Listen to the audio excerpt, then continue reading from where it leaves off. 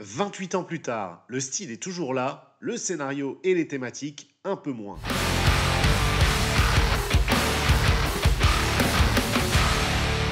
Alors non, vous ne rêvez pas, après 28 jours, 28 semaines, eh bien on n'aura pas 28 mois, mais 28 ans plus tard. Oui, presque un vrai film de zombies AOC estampillé Danny Boyle et Alex Garland, les papas du tout premier volet. Et cette fois, pas de détour, les infectés sont de retour et ils courent toujours aussi vite, peut-être même un peu trop. Le film nous plonge donc dans une Grande-Bretagne dévastée 28 ans après l'épidémie initiale.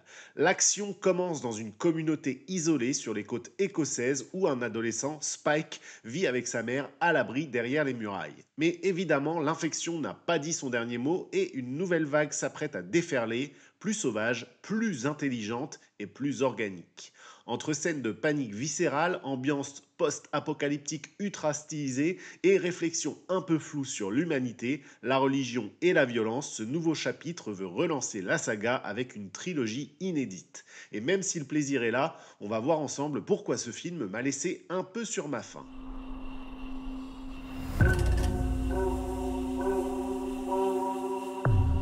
Il y a eu tellement de morts. Contaminés et non contaminés. C'est pour ça que notre village est si précieux.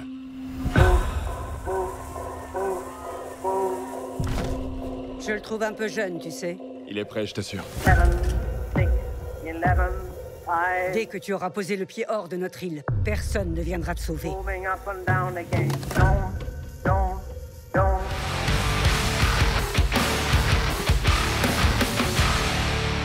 Pour comprendre ce film, il faut d'abord comprendre son ADN. 28 jours plus tard, sorti en 2002, c'était un ovni. Pas vraiment un film de zombies, mais un cauchemar nerveux, tourné à l'arrache dans un Londres vidé de ses habitants. À sa tête, on avait Danny Boyle à la réal, Alex Garland au scénario, deux mecs qui allaient ensuite s'illustrer chacun dans leur coin. Boyle avec Slumdog Millionnaire ou encore 127 heures, et Alex Garland avec Ex Machina ou encore Civil War. Il n'était pas là pour 28 semaines plus tard, en 2007, confié à un autre réalisateur, mais cette fois, ils reviennent donc aux commandes et ça se sent. Le film est beaucoup plus personnel, plus expérimental, plus libre aussi dans sa mise en scène. Il faut aussi savoir que 28 ans plus tard n'est pas un one-shot, non, c'est a priori le premier volet d'une nouvelle trilogie pensée dès le départ comme telle, avec un récit en 3 actes. Le deuxième épisode est d'ailleurs déjà tourné, il s'intitulera The Bone Temple, et un troisième est prévu si les chiffres des 2 premiers films sont OK. On est donc clairement dans un prologue, une mise en place avec toutes les frustrations que ça peut impliquer. Côté production, Boyle a voulu une esthétique moderne. Le film a été en partie filmé à l'iPhone avec des images très nettes, presque documentaires, pour contraster avec le côté granuleux du premier opus. Il y a aussi une action assez importante placée dans des paysages naturels, ceux des Highlands d'Écosse, des îles battues par le vent, loin des rues désertes de Londres. Enfin, 28 ans plus tard, s'inscrit dans un contexte post-Brexit, post-Covid, post-illusion si on veut. Le film parle donc d'isolement, de communautés refermées sur elles-mêmes, de rites tribaux, de violences sacralisées. Sur le papier, c'est dense, mais dans les faits, ça méritait peut-être un peu plus d'approfondissement, mais on va y revenir.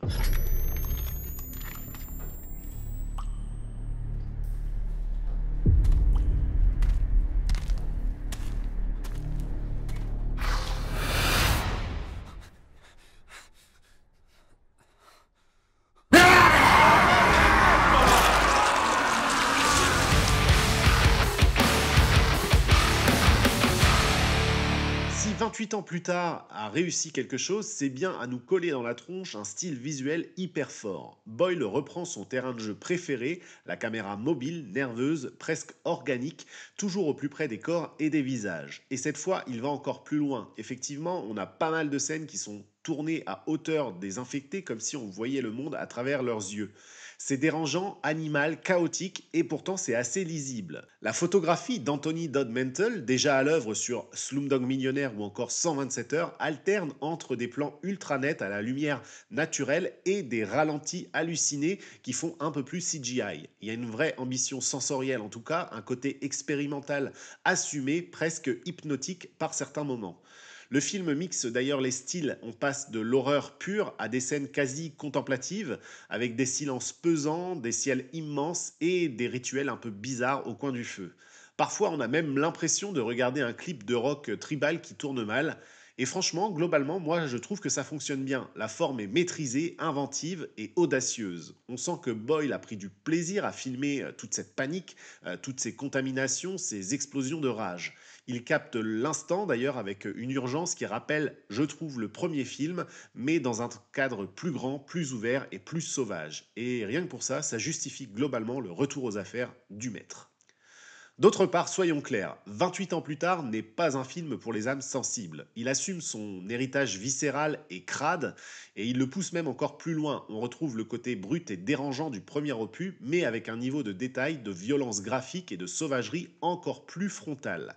Effectivement, les infectés ici ne sont plus juste rapides et furieux, ils sont déchaînés, souvent filmés nus, hurlants, bestiaux, dans une sorte de transe cannibale. Certaines scènes sont presque rituelles, le sang coule comme une messe païenne en quelque sorte. Et pourtant, c'est jamais gratuit. Boyle filme ici la violence comme un langage, comme un symptôme du monde qu'il dépeint.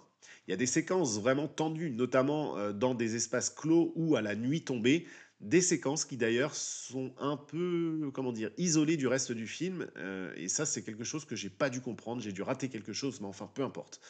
En tout cas, la peur vient autant de ce qu'on voit que de ce qu'on sent arriver. Et même si on connaît les codes, avec les silences avant les cris, etc., etc., eh bien, globalement, ça fonctionne bien ici. Parce que la mise en scène nous place encore une fois au cœur de l'action, au ras du sol et au rythme des battements de cœur.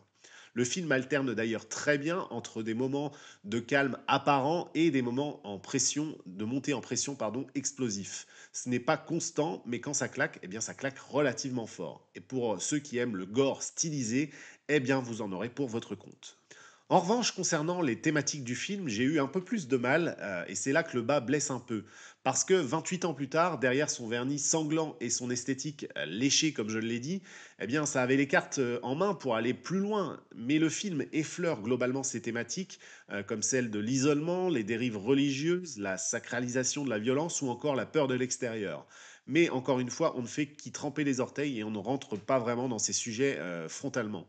La communauté, par exemple, de Lindisfarne, qui, avec ses rituels étranges et son ambiance de secte païenne, aurait pu être un vrai terreau de réflexion sur le fanatisme ou sur le besoin de croire en quelque chose après la fin du monde. Mais au lieu d'approfondir, eh bien, le film reste en surface. Il suggère beaucoup, mais il explicite très peu, ce qui dans certains cas peut être très bien, mais ici j'ai trouvé qu'il manquait quelque chose. Idem pour les références politiques, on capte que ça parle un peu de Brexit évidemment, de repli sur soi, de méfiance envers la science et l'autorité après le Covid, mais tout est dilué dans le récit, parfois noyé sous la forme, les intentions sont là, clairement, c'est clair, mais on a l'impression que Garland et Boyle n'ont pas voulu, ou pas pu, appuyer là où ça fait mal. C'est frustrant parce qu'il y a des moments où on sent que le film touche du doigt quelque chose d'important, mais malheureusement, ça passe à autre chose assez vite, comme si on voulait à tout prix garder le rythme du film ou préserver son ambiguïté. Résultat, on a une réflexion esquissée, mais jamais vraiment habitée. L'autre vrai défaut du film, à mon sens, est son scénario qui donne l'impression d'être là pour justifier l'ambiance, pas pour raconter quelque chose de fort ou de nouveau. On est sur un terrain connu, balisé, presque scolaire pour un film de zombies. On a une communauté isolée, une menace qui rôde, une contamination qui s'emballe, une fuite désespérée, une révélation pas si surprenante, une fin ouverte, etc. etc. C'est coché, c'est coché, c'est coché. Même le personnage principal, Spike, suit une trajectoire assez attendue, bien que portée par un jeune vraiment très bon, on y reviendra. C'est d'autant plus dommage qu'avec une mise en scène aussi marquante, on aurait aimé un récit un peu plus audacieux, plus dense ou même simplement plus impliquant. Il n'y a pas vraiment de surprise, pas de moment de bascule, pas de vraie tension narrative entre les personnages. Et dans un film où la violence est aussi frontale, eh bien ça manque un peu de consistance dramatique à mon sens et ça finit par creuser un écart entre la forme et le fond. On sent que Garland a voulu écrire un prologue à une trilogie, poser les bases, introduire un monde, des enjeux, mais il le fait à mon sens au détriment du film lui-même. 28 ans plus tard ressemble parfois à une très belle première partie de quelque chose, mais pas à une œuvre complète en soi. Et ça risque de vous frustrer un peu. Heureusement, si le scénario ne brille pas par son originalité, le casting lui fait bien le boulot. Et même un peu plus je dirais. Premier à saluer, Ralph Fiennes dans un rôle de médecin tiraillé entre rationalité et instinct de survie. Il est à la fois froid, digne, inquiétant, mais aussi terriblement humain. Il impose une présence, même dans les silences qu'il peut avoir, et il incarne parfaitement cette ambivalence qu'on aurait aimé retrouver plus souvent dans l'écriture du film. Mais la vraie surprise à mon sens, c'est Alfie Williams qui joue Spike, le petit jeune de 12 ans, un ado paumé, mutique, qui traverse le film comme un témoin halluciné de tout ce qui se passe. Son jeu est tout en retenue, tout en tension contenue, on y croit, on ressent sa peur, sa confusion, sa rage sourde. Il porte une bonne partie du film sur ses épaules sans jamais surjouer, vraiment une très bonne performance de sa part. Jodie Comer, quant à elle, en mère protectrice et badass malgré elle, est toujours aussi solide, même si son personnage méritait peut-être un peu plus de nuances. Aaron Taylor Johnson fait quant à lui eh bien le taf, hein, il mérite qu'on lui donne une bonne performance. Il est un peu énigmatique, il joue un espèce de loup solitaire. En tout cas, le casting est relativement bon, avec des rôles qui sont parfois trop fonctionnels, qui sont pas toujours bien développés, mais qui au moins sont très bien joués. Globalement, je dirais que le film tient en grande partie d'ailleurs grâce à ses interprètes qui apportent de l'émotion et de la chair à une histoire qui aurait pu rester un peu froide. Et aussi bien entendu à sa mise en scène, comme je l'ai dit en préambule. D'autre part, et pour terminer, il faut le dire clairement, 28 ans plus tard n'est pas un film qui cherche à tout boucler maintenant. Au contraire, il ouvre des portes, il pose des bases, il tease la suite, et ça, c'est sa force et sa limite comme on l'a vu. Dès le départ, le film est pensé comme le premier acte d'une trilogie et ça se sent. La narration avance par touches sans jamais tout révéler. Certains personnages apparaissent tardivement, d'autres disparaissent assez vite. Des mystères sont lancés sans réponse. Le final surtout est abrupt, presque coupé net, laissant le spectateur en plein virage sans frein à main. Pour certains, c'est frustrant. On aurait aimé une histoire avec une vraie résolution, un arc émotionnel complet. On l'a en quelque sorte, hein, avec le gamin qui finalement s'est décroché de sa communauté. Mais si on accepte l'idée que ce n'est qu'un début, on a une sorte de chapitre zéro avant quelque chose de plus vaste probablement, alors on pourrait dire que cette approche a du sens. Ce choix narratif en tout cas permet aussi d'installer un univers, de poser une ambiance, de préparer un conflit un peu plus large. On sent que le virus évolue, que les communautés humaines se transforment, que la mythologie se densifie. Et si les suites tiennent leurs promesses, eh bien ce 28 ans plus tard pourrait bien être l'introduction réussie d'un triptyque apocalyptique majeur. Mais en l'état, il faut accepter ce film pour ce qu'il est, c'est-à-dire un prélude stylé, intense par moments, mais pas totalement satisfaisant sur le plan narratif. Il y a bien des façons de mourir. Certaines sont préférables à d'autres.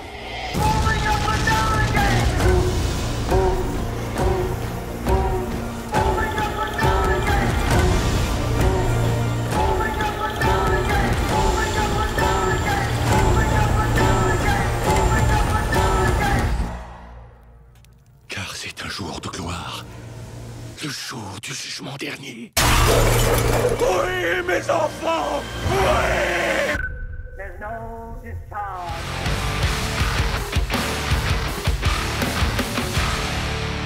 « 28 ans plus tard, c'est donc un film qui globalement m'a fait plaisir. J'ai pris du bon temps devant, j'ai été happé par les visuels et par cette mise en scène tendue, inventive, immersive. J'ai aimé le retour de Boyle aux manettes, l'énergie punk du truc et cette manière de filmer l'horreur comme un cauchemar stylisé. Mais voilà, c'est juste un bon film, pas un grand film, parce que le scénario manque d'originalité à mon sens, parce que les thématiques ne sont qu'effleurées et parce qu'on sent trop que ce n'est qu'un début et pas une œuvre à part entière. Est-ce que j'ai envie de voir la suite? Oui, clairement. Est-ce que ce premier volet m'a totalement convaincu? Non. Mais il a assez d'audace, de violence, de personnalité pour mériter qu'on s'y attarde. Reste à espérer que The Bone Temple viendra combler les manques et donner du corps à cette nouvelle trilogie, notamment pour son histoire. En tout cas, merci d'avoir suivi cette critique jusqu'au bout. Si vous avez vu le film, eh bien dites-moi ce que vous en avez pensé.